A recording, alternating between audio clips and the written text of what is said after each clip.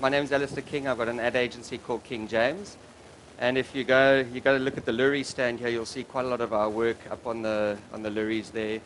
And we're a South African agency. We're an independent agency, which means we don't want to be bullied by multinationals, and we really don't want to answer to anyone overseas. So we're a born and bred South African agency. And I'm not here to talk about my agency, but I am here to talk about an idea that I believe quite strongly in, and it's very much linked to what we do as a company. This is a very beautiful city, isn't it? It's called Dublin. And it's located in one of the most beautiful countries in the world, which is Ireland, obviously. And you might think that that's a very strange way to start a presentation about creativity in Cape Town. But I'll explain why just shortly. When I was invited to speak here, I started to think about what makes this town, what makes this city creative, and I concluded that it may just be the kind of people that have come here, the kind of people that choose to live here and the people that choose to work here. And I started to wonder what the city of Cape Town does to make creativity prosper in this city. The Cape Town Partnership has invited me to come and speak about what creativity can do for Cape Town. But that presumes that creativity should come from people like me and from people like you. But I have another idea. Why can't creativity come from our government? Why must it come from people who are creative? Why? I think creativity should come from everyone, in particularly our government. I've long held the belief that creative people need multiple avenues to express themselves. We shouldn't just get bogged down into one creative expression. We need to use our skills in a diverse amount of ways. And I've certainly strayed from my core business as an ad man. I'm a serial creative flirt. In 2003, I ventured into the music business, and simply to support a close friend who was unable to find a record label interested enough to finance the recording of his album. And a friend and I put up the money, and we started this company called Play-Doh Records. And in the last 5 years, Play-Doh has recorded 8 albums, and this is just my hobby. I just do this for fun, These are some of the albums we've recorded.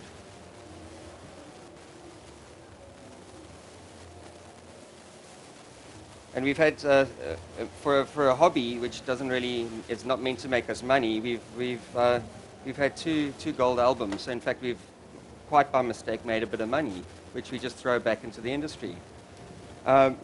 More recently, though, my personal passion is literature, and King James started a publishing company with a very famous editor and an author named Sean Johnson, and we started this company called Johnson King James, and we have our first book coming out in the next month or so. But what these two ventures have taught me is that what they have in common is that both have introduced me to a type of creative person very different from myself. And whilst I make a living from the commercial world, I make ads and clients pay us a lot of money and I have a lot of fun and you earn a damn good living. There are a lot of people in the music business and a lot of people in the publishing business that don't make any money whatsoever. And it's a very bleak scenario.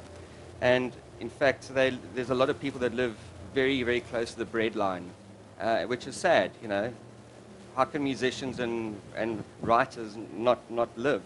Well, and as one person points out, you can count on one hand, literally, there are less than 5 authors in this country that actually write full-time. The rest have day jobs because you just can't afford to write books. You just don't make enough money.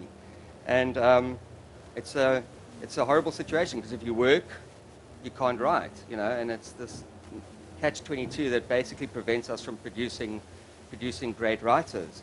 And musicians have it fractionally better because musicians can gig at nighttime. They can earn a moderately good living just from gigging, and you guys will pay $50 to go and see a band, and it's more money than a writer will make. But the point is, not many musicians are dedicated to writing music all the time. They also have day jobs. And that brings me back to Ireland. And Ireland did this amazing thing. And some 35 years ago, they created this radical initiative called the Artist Tax Exemption Scheme. And basically the scheme doesn't charge any tax, doesn't charge income tax, it doesn't charge any VAT to any artists, musicians, writers, sculptors, and they did that 35 years ago. And if you think about it, the bands that country has produced, bands like U2, who have never paid a single tax in their lives, believe it or not, Sinead O'Connor, what it did was it kept these people in Ireland, and they didn't leave. They didn't go to the States. They didn't go to England. They stayed in Ireland, and they made amazing music. And what it also did was a whole bunch of writers flooded it to Ireland because they realized that they could write books and earn a living. And bands like Def Leppard and Elvis Costello and Frederick Forsyth, the writer, and just to name a few, but they flooded into Ireland in order to take advantage of this tax thing. And we gather at this event annually to talk about what creativity can do for South Africa. And I'm asking the question, what can South Africa do for the creative population? And instead of waiting for creative people to arrive at an event like this and pop out of the woodwork, I think something must be done to actively fuel creativity in this country and to create a creative renaissance. And I found this man named Philip Horft, who in fact is one of the South Africa's top tax consultants. And I asked him, what are the chances of the Western Cape becoming a little tax haven for the creative industry? And he said, no chance. And the reason that is because we have a national system of taxation. And that means that if we manage to get the government to agree to say, hey, all artists in this little town don't get taxed, people in Joburg will be really not very happy about that. So there's no chance of making that happen. But he then went on to explain something. He said, right now, the National Treasurer has created an interesting system commonly referred to as tax bubbles, designed specifically for the FIFA World Cup. So they've done this, and it's going to happen at the FIFA World Cup. And what these tax bubbles are is that anyone who sells a fufuzela and makes a flag and sells a bag and provides a taxi service, anyone who does something around the World Cup doesn't pay VAT and doesn't pay income tax. And that's if you think about that, you understand it. It's a great initiative to boost business, and it's a great thing. And it's designed to stimulate small business. And you can see where I'm going on this, hey? Because if the South African government can do that for the FIFA World Cup, why can't they do it for all people in South Africa, all creative people? Why can't they? And funny enough, I own a guest house in Greyton, and they've done it for me. I bought this guest house, and they incentivized me, and after 3 years, I'm going to get back all my tax on the guest house. So they're doing it for the tourist industry. And it's called the DTI claims. And so the government is doing this in all different places. So the question is being asked, why don't they do it for the creative fraternity? And I'm not talking about me, because I make lots of money doing ads for clients. I'm talking about the people that sit and they write books and they do the really important things that this country really needs. And the government's now created the precedent of a tax bubble, and there's absolutely no reason why they can't apply to artistic community.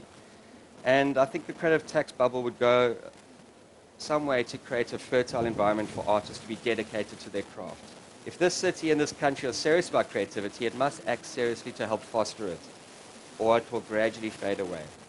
So whilst this conference is asking what creativity can do for Cape Town, I'm just asking what can the National Treasurer do for us? And so I hope you'll forgive me for twisting the subject a little bit, but I think it's a really exciting idea, and I think it'll matter to a lot of people who we all admire and don't quite think about that often. And yeah, enjoy it. Thank you very much.